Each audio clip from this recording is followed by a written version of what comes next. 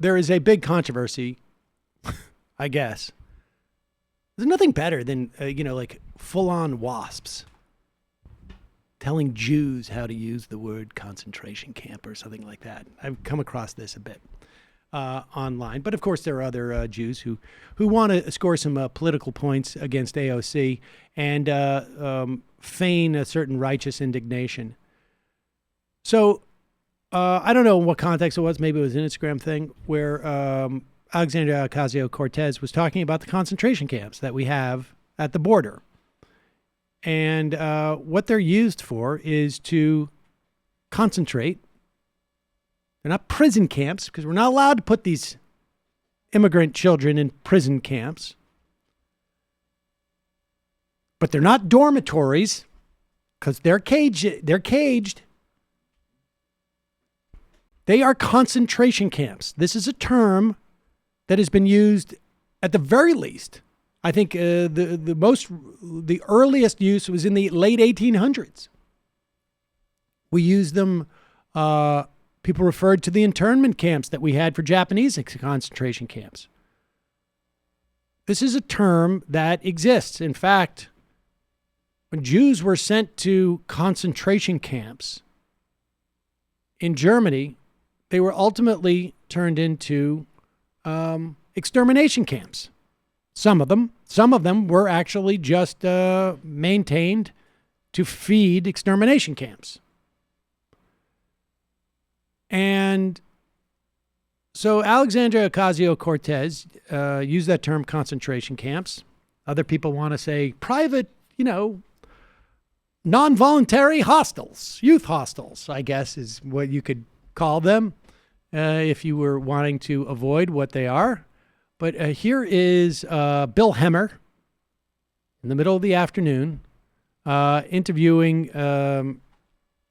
He was the former acting, right? Which clip number is this?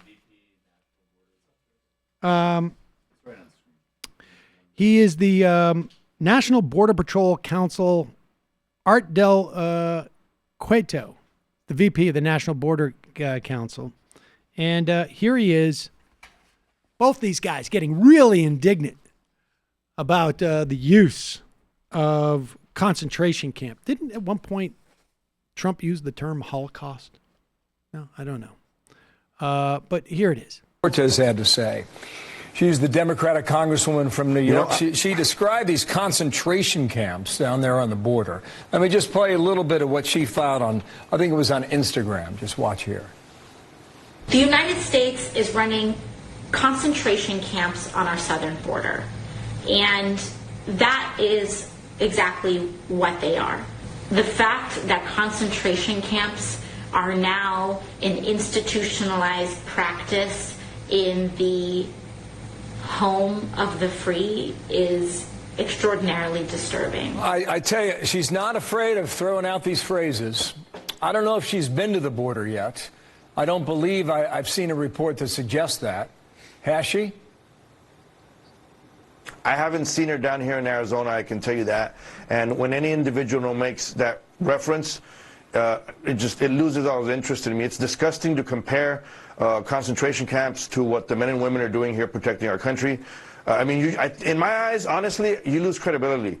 I've had it, up to here with all these individuals constantly trying to compare concentration camps to what we're doing. I was just at one of the detention facilities. The kids were outside their cell because we have so many of them. They were out on the floor playing puzzles. They were watching movies. Pause it. I just want to point out what he just said to describe how these were not concentration camps. The kids were outside their cell playing board games because there was too many of them packed into, like in this, let's say, almost heavily concentrated camp for them to fit in there. Good. Here with all these individuals constantly trying to compare concentration camps to what we're doing. I was just at one of the detention facilities. The kids were outside their cell because we have so many of them. They were out on the floor playing puzzles. They were watching movies, eating cookies, and what have you. And she needs to come down here. You know what? I'll offer to show her myself the area. She used the extermination of 6 million people. She used the phrase, who are concerned enough with humanity to say that never again means something. Has she ever been to Yad Vashem in Jerusalem, or Auschwitz-Birkenau in southern Poland, or Dachau in Germany? Never again is the phrase that Jews all over the world use to make sure that the extermination between 1939 and 1945 never happens again. And she's using concentration camps to describe what's happening on the southern border. How in the world is that acceptable? Does she not owe every Jew on this planet an apology?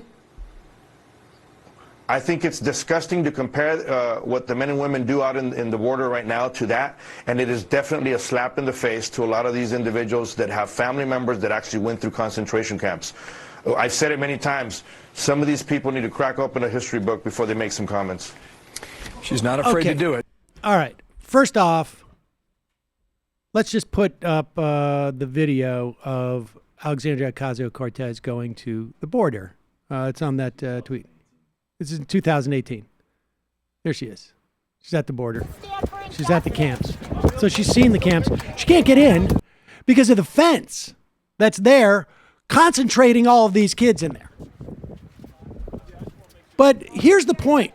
Never again is not to make sure that we don't have the extermination that we had in 1939 to 1945, because you can't go back in time. There's never going to be another extermination from 1939 to 1945 because we don't all fly in time machines. The whole point of Never Again, the whole point why there are Holocaust education groups, why the museums themselves aren't just there to tell the story of what happened. The whole point of it, and I know this because it was a big part of my Jewish education, which took place 30 years after this, less, is so that it doesn't happen in the future.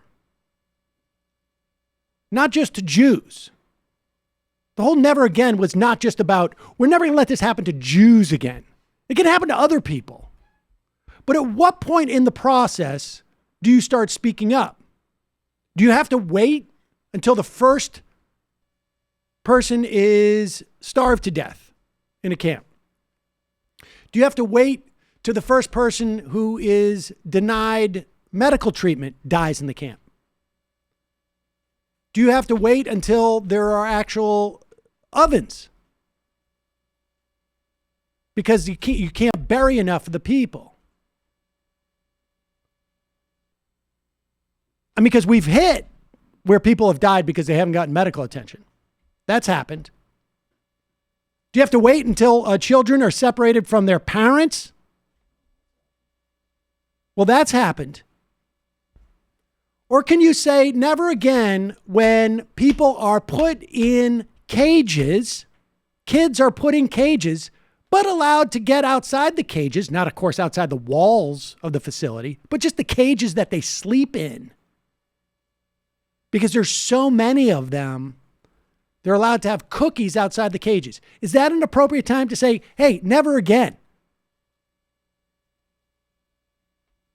I don't think there's a single person who isn't in any way involved in any of these Holocaust education programs or memorials who would say, yeah, the time where you speak up is only after the first 1,000 are put into the ovens or the first 1,000 are put into a gas chamber. Like, at what point do you say, hey, wait a second, I'm going to operationalize never again. I'm going to stop this now so that it doesn't ever happen again. Never again is not about stopping 1939 because we can't stop 1939. It happened. Preventing it from happening in the future says, hey, you don't start putting people in these internment camps. You don't start prosecuting people who provide water that could save the life of a 7-year-old girl who dies in the desert. You don't start separating 4-month-old babies from their parents and losing them in the system in some way. That's when never again means something. Because if you wait until it happens again, then it doesn't mean anything. Oh, I mean, never again after this time. The whole point of never again is to speak out now when you start to see this happening. When you start to see people caged for no reason. When you start to see them behind barbed wires for no reason. That's exactly the point. That is specifically exactly the point. And anybody who uses that to stop people from doing that,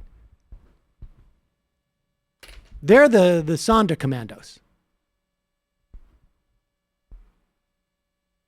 I mean, honestly. I mean, I don't need Bill Hemmer.